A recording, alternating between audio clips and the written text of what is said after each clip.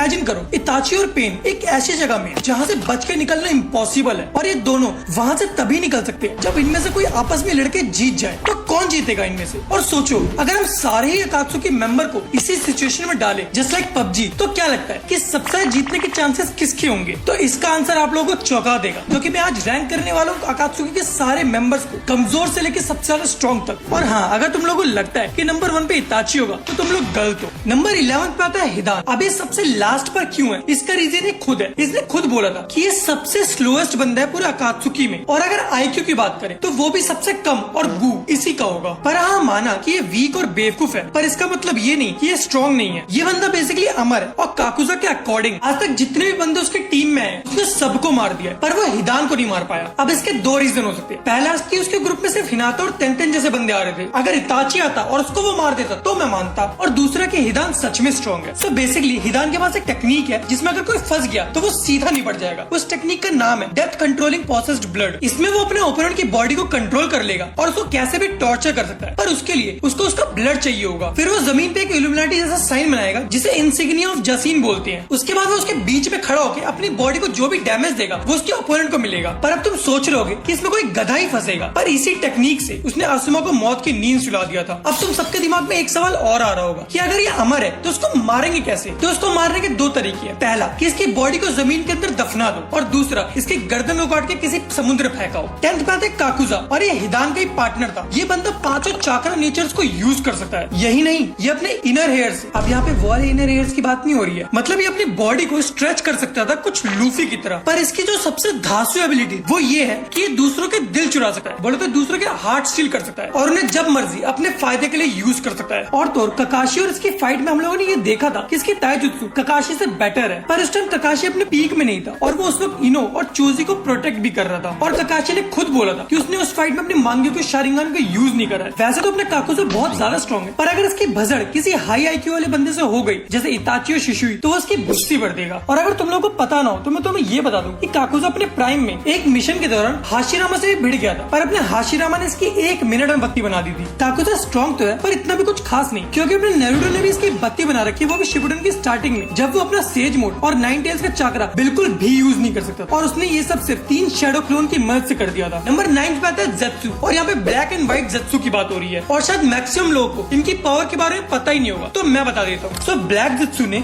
जो 5th मिज़ुकागे थी और इसके 20 गार्ड्स को बहुत ही आराम से संभाल रखा था, और फिर जब नारुतो ने भी इस फाइट को ज्वाइन करा तो भी वो इसका बाल भी बाका नहीं कर पाए। और ब्लैक ज़ेत्सु के पास वुड स्टाइल भी है, जिसको पाने के लिए पूरे नारुतो में लोग मरने मारने के लिए तैयार थे। और अब आते व्हाइट ज़ेत्सु पर, ये स्पोरलेशन जुत्सु को यूज करता था जो किसी को भी चाकरा को ड्रेन कर सकता है, और ये किसी भी बंदे का रूप ले सकता था, और इसने इसे इस हद तक मास्टर कर रखा था कि वो उसका चाकरा भी बिल्कुल एज इट इज कॉपी कर लेता था। 8 पे आता है ससोरी। नो डाउट ये बंदा बहुत ज्यादा स्ट्रॉन्ग था, पर इसका फुल पोटेंशियल हम लोग देख नहीं पाए। पर तुम्हें इसकी पावर का अंदाजा इसी से लग जाएगा कि इसने 3rd काज़ेकागे को निपटा के उसको अपने एक पुतले की तरह यूज करता था। और तुम्हारी नॉलेज के लिए मैं तुम्हें बता दूं कि 3rd काज़ेकागे द स्ट्रॉन्गेस्ट काज़ेकागे था हिडन सैंड विलेज की हिस्ट्री का। अब आता है ससोरी के फ्लेक्स पे। तो जैसे अपने नारुतो एक बारी में 1000 शैडो क्लोन बना सकता था, वैसे ही ससोरी एक बारी में 1000 पपेट्स को कंट्रोल कर सकता था। पर इतना सब सुनने के बाद भी अगर कोई दिलेर शिनोबी काइंड ऑफ साकुरा अगर इसको हराना चाहे तो इसको हराने के लिए तुम्हें इसका दिल को डिस्ट्रॉय करना होगा, ठीक वैसे ही जैसे सास्के करता है साकुरा के साथ। सॉरी, मजाक था। पर पॉइंट तो ये है कि इसका दिल वाली जगह पर है ही नहीं, वो उसकी बॉडी में कहीं पर भी हो सकता है। और इसके पास एक और खतरनाक वेपन है, वो है इसका पॉइजन। अगर गलती से भी इसका पॉइजन तुम्हें हिट कर गया तो तुम कुत्ते की मौत मरोगे तड़प तड़प कर, अनटिल और अनलेस तुम्हारे पास एंटीडोट ना हो। और इसके पॉइजन को कोई भी शिनोबी डॉज कर देगा, बस वो साकुरा से ज्यादा स्ट्रॉन्ग होना चाहिए। और ससोरी के नीचे होने का एक रीजन ये भी है कि इसके सारे पपेट्स को अपनी साकुरा ने 1 हिट कर दिया था। 7 पे आता है देइद्रा। इसने ससोरी को अपने से ज्यादा स्ट्रॉन्ग बता रखा है, पर वो इसका छोटा सा मजाक था, क्योंकि देइद्रा का एक छोटा सा बॉम्ब भी ससोरी के किसी भी पपेट को 1 शॉट कर देता है। और अगर इसने अपना C3 बॉम्ब को यूज कर लिया, इसने पूरे हिडन सैंड विलेज को उड़ा डाला था, तो उसके पपेट्स की अस्थियां भी नहीं ढूंढ पाओगे। पर देइद्रा को जो चीज ससोरी से 10 कदम आगे रखती है वो इसका IQ। और गारा और देइद्रा की बैटल तो सबको याद ही होगी, उसमें ऑब्वियसली गारा को ही जीतना चाहिए था, पर देइद्रा के सिर्फ और सिर्फ बैटल IQ की वजह से उसने उस बैटल को एक तरफा जीत लिया था। 6 पे आती है कोनान। भाई ये अकात्सुकी की सबसे ज्यादा अंडररेटेड कैरेक्टर है, और तो कुछ लोग तो इसे अकात्सुकी भी नहीं मानते, और कुछ लोग इसे साकुरा से वीक समझते हैं। हाँ माना कि ये पेपर जुत्सु यूज करती है, पर वो भी बहुत ज्यादा स्ट्रॉन्ग है, क्योंकि पेपर से ब्लेड बना सकती है, बॉम्ब बना सकती है और क्लोन से बना सकती है जो फटते हैं। अब सोच के देखो कि उन क्लोन से तुम लड़ोगे तो फटोगे और नहीं लड़ोगे तो पिटोगे। और कहा जाता है कि इसके क्लोन्स का ब्लास्ट फोर्स देइद्रा का एक्सप्लोसिव जितना स्ट्रॉन्ग होता है, और इसी की मदद से ये ओबितो तक को लगभग पेल गई थी। अब कुछ लोग कमेंट्स में बकवास करेंगे कि ओबितो सीरियस नहीं था। अजी घंटा मेरा। लेकिन एक सेकंड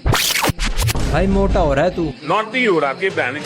और एक बात पता नहीं तुम लोगों ने नोटिस करी हो कि ना करी हो, ये एक लौती महिला अकात्सुकी। अब पता नहीं तुम ओरोचिमारू को कौन से जेंडर में काउंट करते हो, पर मैं उसे आदमी मानता हूँ। और देइद्रा के बाद ये सेकंड अकात्सुकी मेंबर थी जो उड़ सकती थी, और किसी नॉर्मल पर्सन के लिए इसको हराना लगभग इम्पॉसिबल, क्योंकि इसको तुम तब तक नहीं पकड़ पाओगे जब तक इसका चाक्रा 0 नहीं हो जाता। मींस अगर तुमने इसे गलती से पकड़ भी लिया तो ये पेपर का बन के तुम्हारे हाथ से ओझल हो जाएगी। इसको सिर्फ एक ही कैरेक्टर है जो बहुत ही इजीली हरा सकता है, और वो है अपना इताची। आप कमेंट्स में बताओ क्यों। और कोनन के सबसे पावरफुल जुत्सु को शायद ही कोई भूल पाया होगा, जिसका नाम है ओशियन ऑफ पेपर बॉम्ब। इस जुत्सु से पूरा अकात्सुकी में सिर्फ 2 ही लोग बच सके, एक अपना देइद्रा क्योंकि वो उड़ सकता है, और दूसरा अपना ओबितो जिसने इज़नागा की वजह से इसको डॉज कर दिया था। फिफ्थ आता है अपना ओरोचिमारू, और आई डोंट थिंक सो कि इसको कोई इंट्रोडक्शन की जरूरत है। भाई अपना लेजेंडरी सानिन था, और इजीली ये किसी भी होकागे जितना स्ट्रॉन्ग होगा, और ये चीज ने प्रूव करती थी हिरोजन को पेल के। और अगर ये बंदा चाहे तो नारुतो में एक्चुअल फ्लेक्स कर सकता है, क्योंकि इसने सारे चाकरा को मास्टर कर रखा है, सारी जुत्सुस की नॉलेज है, और अगर फॉरबिडन जुत्सु पे जाए तो इसमें इसका कोई जवाब ही नहीं है। और पूरे नारुतो सीरीज में ये सिर्फ 2 ही लोगों से पिटा है, और बदकिस्मती से वो दोनों ही भाई निकले। पर ओरोचिमारू थोड़ा तो वीक था, क्योंकि इसको सास्के के अंदर घुसना था ताकि वो उसको वेसल बना सके, पर अपने सास्के ने उसे वहीं बिछा दिया। नंबर 4 पे आता है किसामे और द टेललेस टेल्ड बीस्ट। पूरे अकात्सुकी में इस बंदे के पास highest amount of reserve chakra था, और ये पूरे नारुतो का स्ट्रॉन्गेस्ट वाटर स्टाइल यूजर भी था। और अगर इसके अचीवमेंट की बात करें तो इसने किलर बी तक तो रोक दिया था, जो एक परफेक्ट जिंचुरी की था, वो भी एक टेल्ड बीस्ट का, और जिसने सास्के को बच्चों की तरह पेला था। ये बंदा तुम्हारा पूरा चूस लेगा चाकरा जब तक तुम निपट नहीं जाते, और अगर बाय चांस तुमने पलट कर इसको डैमेज दे भी दिया तो ये दोबारा से रीजनरेट कर लेगा अपने वाउंड को, अपनी रिवर्स कर्स टेक्निक को यूज करके। अरे सॉरी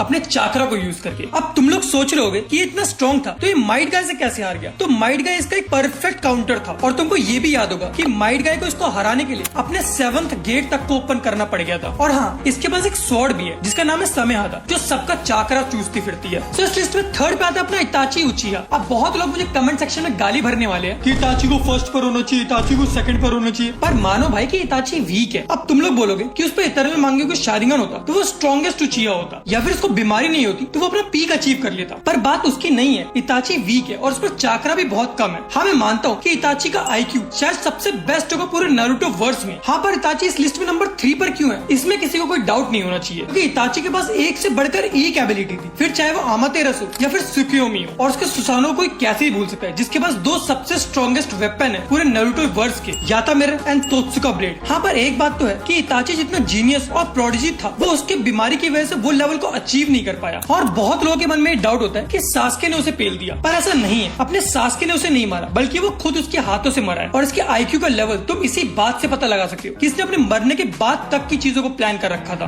नंबर 2 पे आता है नगातो उर्फ पेन। इस बंदे ने सिखाया है कि एक्चुअल में रेनेगान को यूज कैसे करते हैं, और ये बंदा नारुतो वर्स का पहला रेनेगान यूजर था। हाँ फिर भले ही वो रेनेगान इसको भीख में मिली हो माद्रा से, पर मेरे अकॉर्डिंग इससे बेस्ट रेनेगान यूजर पूरे नारुतो में नहीं था। इस बंदे ने एक्चुअली अपने को दिखाया था कि 6 पाथ को यूज कैसे करा जाता है, जिसमें 6 डिफरेंट लोगों की बॉडी को चाकरा रॉड से कंट्रोल करता था, जो कि 6 पाथ को डिनोट करते थे, जिसमें फर्स्ट था ह्यूमन पाथ, सेकंड था अशुरा पाथ, 3rd था एनिमल पाथ, 4th था देवा पाथ, 5th था प्रेता पाथ, और 6th था अपना नरका पाथ। और तुम लोगों को समझ में आ रहा होगा ये सारे नाम कहाँ से इंस्पायर्ड है। बाकी नगातो की पावर का नमूना तो हम लोगों ने हिडन लीफ विलेज में देख ही लिया था, जहाँ पे इसने ऑलमाइटी पुश बोल के पूरे हिडन लीफ विलेज को एक बंजर जमीन बना दिया था। पर नगातो भाई दिल के बहुत अच्छे हैं, इन्होंने रिने रीबर्थ को यूज करके वापस से सबको जिंदा कर दिया था। नागातो जिंदा रहते थे ना, किसी का नाम ही नहीं रहता भगवान।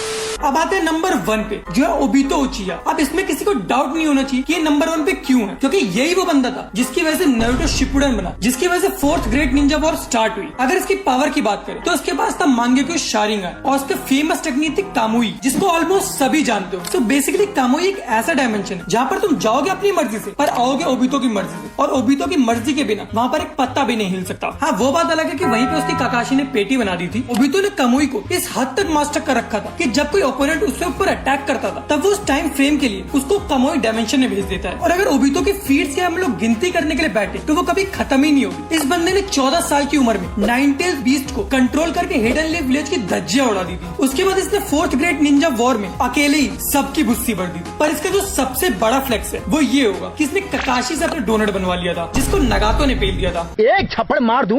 तो चलो इस वीडियो को यहीं पर एंड करते हैं। अगर तुम लोगों को इस वीडियो को देखने में हल्की सी भी हंसी आई है या फिर मजा आया हो तो इस वीडियो को लाइक करके